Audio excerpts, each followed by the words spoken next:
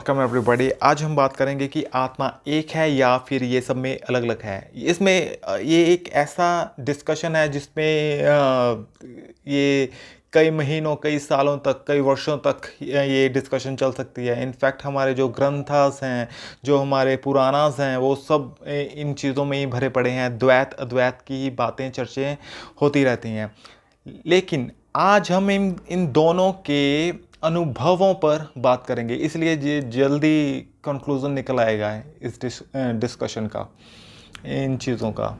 तो जिनका ये मानना है कि आत्मा सब में एक ही है, यानी कि संपूर्ण ब्रह्मांड में सिर्फ एक ही आत्मा है, उनमें ना मेरेपन का भाव होता है। मीन टू से जो बोल देते कि अहम ब्रह्म अस्मि, अहम में भी एक मेरेपन का भाव नहीं होता और किसी दूसरे का भी भाव नहीं होता कि मेरे से सिवा कोई दूसरा है।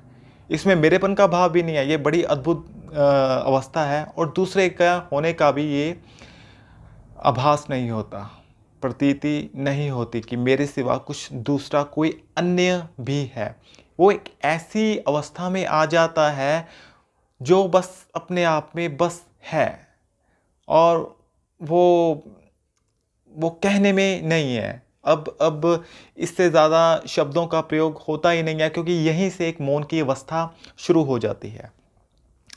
अब आ जाते हैं दूसरे विषय में, जिनका ये मानना है कि नहीं, हम परमात्मा के अंश हैं और हम जो हमें ये जीवन मिला है वो परमात्मा की सेवा के लिए है और हमें उनकी सेवा करनी चाहिए, क्योंकि ये जो हमारा मानव जीवन है ये प्रभु की, ये परमात्मा की सेवा करनी है और उसके बाद जब हमारी मृत्यु हो जाएगी, उसके बाद हम परमात्मा के परम धाम में या गोलोक धाम में जाएंगे और वहाँ पर भी हमने प्रभु की या श्री कृष्णा की सेवा करनी है। तो ये जो द्वैत का है, जो भक्तास हैं उनका बिलीव है और कहीं ना कहीं ये शास्त्रों में भी लिखा हुआ है। तो पहले यहाँ पर मैं एक बात कहना चाहूँगा, जो ये इनके अनुभव हैं, जो द्वैत का अनुभव है, वो यह है कि जो ये भक्त होता है ये अपने आप में ये स्वतंत्र सत्ता है। अब बोलोगे वो कैसे? क्योंकि उसमें तो दास्य भाव होता है। जो श्री रामचंद्र जी हैं उनके भक्त थे हनुमान जी ने कभी नहीं बोला कि मैं ही श्री राम हूँ, ऐसा तो कुछ नहीं हुआ। तो भक्त की कैसे स्वतंत्र सत्ता हो सकती है? उसका आंसर ये है कि जब श्री कृष्णा ने अर्जुन को अपना विश्व और विराट रूप दिखाया उन्होंने, तब उन्होंने श्रीमद् भगवद गीता में कहा कि अर्जुन, जो ये मेरा स्वरूप है, ना ये वेदास में, ना ये किसी तप से, ना किसी संस्कार से और ना ही किसी क्रियाओं से ये जानने योग्य है या प्राप्त करने योग्य है। अब यहाँ पर ये एक चीज़ सिद्ध हो जाती है कि ये जो भक्ति है ये स्वतंत्र है, ये किसी भी मंत्रास के अधीन नहीं है और ये अपने आप में प्रभु की ही कृपा है। और आगे एक इंटरेस्टिंग बात बोलते हैं श्री कृष्णा कि ये तो सिर्फ अनन्य भक्ति से ही प्राप्त करने योग्य है।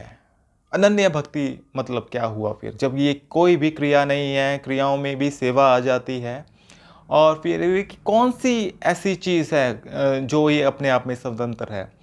वो है कि ये भाव रूप में स्वयं श्री कृष्ण ही प्रकट होते हैं हृदय में।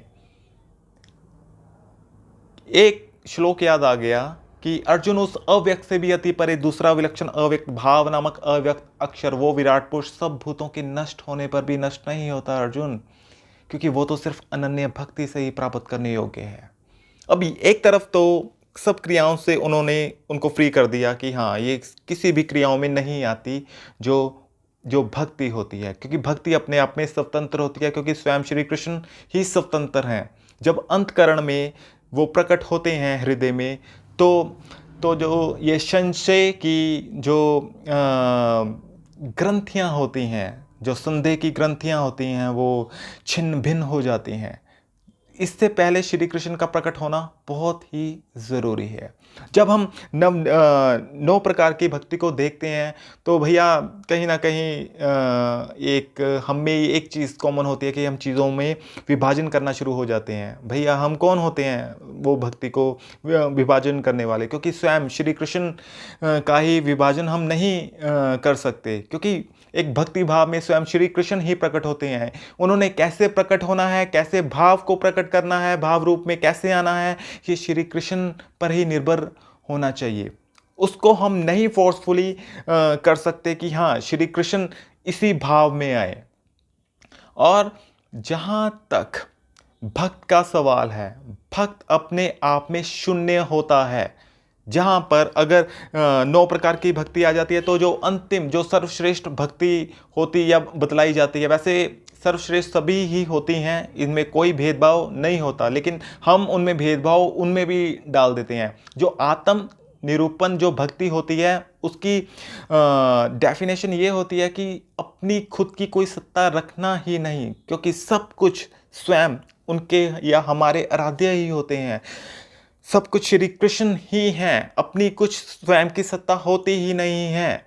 तो इसीलिए जो यहाँ पर द्वैत और अद्वैत एक ही आ जाते हैं, इनमें भी भेद नहीं है। क्योंकि जो भक्ति है और भक्ति में भी जो सेवा है या कुछ है जो भाव रूप में चीज़ प्रकट हो रही होती है, उसमें भी स्वयं सबके आत्मा श्री कृष्ण ही प्रकट हो रहे होते हैं। और जो हमारा बिलीव है कि हाँ हमने परम धाम में जाना है, वहाँ पर भी भगवान की सेवा करनी है, तो जो परम धाम है, जो वैकुंठ है और उससे जी ऊपर जो गोलोक धाम है, सब हमारे हृदय में ही है, सब हमारे अंतःकरण में ही है। इतनी नज़दीक हैं ये सारे की सारी चीज़ें, पता नहीं फिर भी क्यों हमें भगाया जाता है कि इतने किलोमीटर गोलोक है या इतने किलोमीटर वैकुंठ है, हमारे पुराणास में लिखा हुआ है या हमारे शास्त्रों में लिखा हुआ है। तो भाई श्री कृष्ण ने डायरेक्टली बोल दिया है कि हाँ सब कुछ हमारे अंतःकरण में ही है। वो क्योंकि वो स्वयं श्री कृष्ण ही हमारे अंतःकरण में ही प्रकट हो रहे होते हैं, जहाँ पर शब्द है ही नहीं।